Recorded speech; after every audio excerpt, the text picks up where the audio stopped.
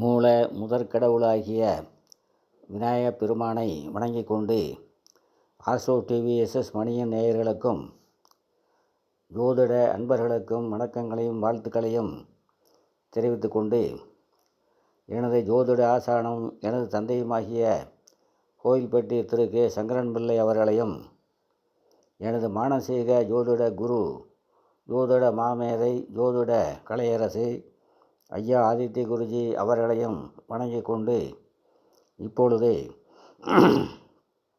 லக்னாதிபதி லக்கணத்திற்கு 5, 6, 7, 8ஆம் இடங்களில் நின்றால் என்ன பலன்களை தருவார் என்பதை பார்ப்போம்.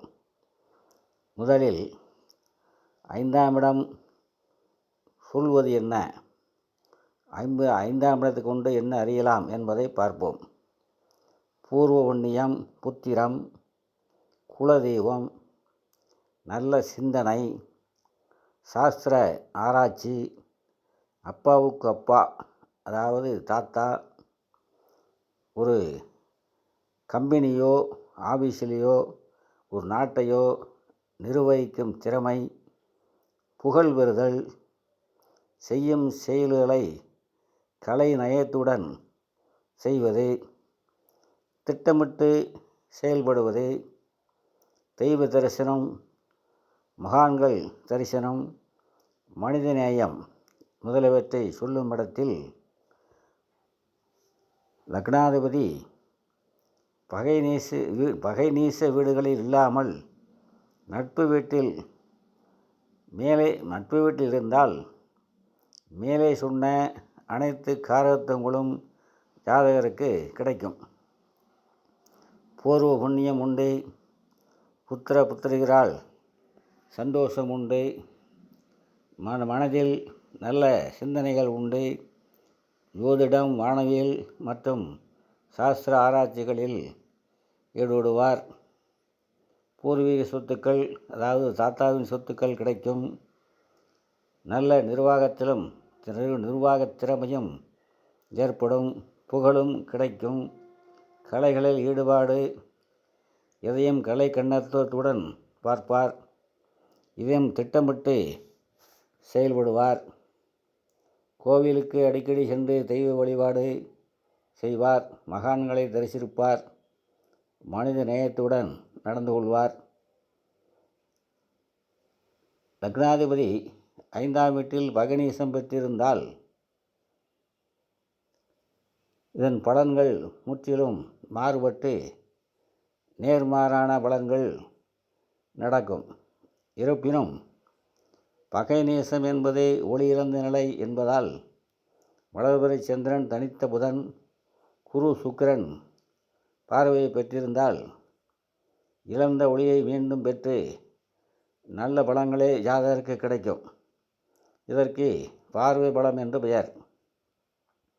அடுத்ததாக லக்னாதிபதி 6ஆம் வீட்டில் சுபபலமாக இருந்தால் நல்ல வேலை, உத்தியோகம் உள்ளவராகவும், அடிக்கடி இரம் மாடக்கூடிய சூழ்நிலையில் இருப்பவராகவும், அடுத்தவர் பணம் கையில் புரணும் அமைப்புள்ளவராகவும், பெண்களாக இருந்தாலும் சுய சம்பாத்தியம் கொண்டவர்களாகவும், அதிக உடல் உழைப்பு இல்லாமல் மூளைக்கு வேலை கொடுத்து மற்றவர்கள் செய்ய முடியாத வேலைகளையும் செய்து பெரும் பணம் சம்பாதிப்பவர்களாகவும் இருப்பார்கள்.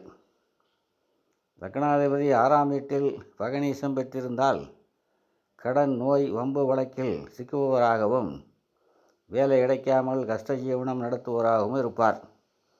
சுபக்கிரக பார்வை இருந்தால் மிகவும் சிரமப்பட மாட்டார். அடுத்ததாக லக்னாதிபதி லக்கணத்துக்கு 7இல் இருந்தால் என்ன பலன்களை செய்வார் என்பதை பார்ப்போம். 7ஆம் இடத்தை கொண்டு கணவன் அல்லது மனைவி, நண்பர்கள், பங்குதாரர்கள், வாடிக்கையாளர்கள்,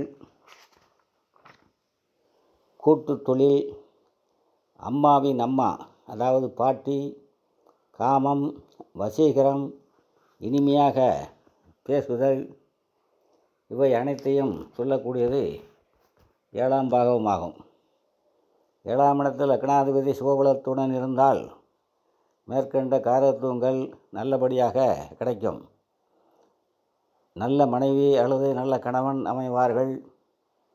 நல்ல நண்பர்கள், பங்குதாரர்கள், கூட்டு தொழிலில் லாபம், பாட்டியின் அன்பு பாசம், பாட்டியின் சொத்துக்கள் கிடைக்கப்பெறுதல், தொழிலில் அதிக வாடிக்கையாளர்கள், வசீகரமான தோற்றம், இனிமையான பேச்சு, முறையான காமம், இவை அனைத்தும் நல்ல விதமாக கிடைக்கும்.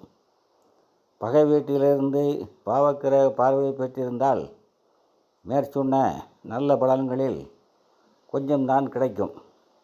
2 பாவக்கிரகம் பார்வையோ அல்லது சேர்க்கையிலோ இருந்தால் கணவன் மனைவிக்குள் தகராறு, கூட்டு தொழில் நஷ்டம், நண்பர்களால் ஏமாற்றப்படுதல், நல்ல நண்பர்கள் இல்லாமை, முறையற்ற காமம் போன்ற கெடுபலன்கள் நடக்கும். அடுத்ததாக லக்னாதிபதி லக்கணத்திற்கு 8இல் சுபபலமாக இருந்தால் நீண்ட ஆயுள் உள்ளவராகவும் தனக்கு தேவையான அளவு பொருள் கூட சம்பாதிக்க முடியாதவராகவும் இருப்பார்கள். அதனால் சமூகத்தில் அசிங்கம், கேவலம், அவமானம் முதலியவைகளை சந்திக்க நேரிடும். வம்சவிருத்தி இல்லாதவர்களாக இருப்பார்கள். அதாவது புத்திர தோஷம் உண்டு. குழந்தையை தத்தி எடுத்து வளர்ப்பார்கள்.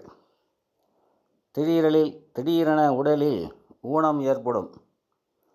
பாவக்கிரக பார்வை இருந்தால் அற்ப ஆயுள் உள்ளவராகவும் சட்டத்துக்கு புறம்பான செயல்களை செய்து சிறைவாசம் அனுபவிப்பவராகவும் இருப்பார்.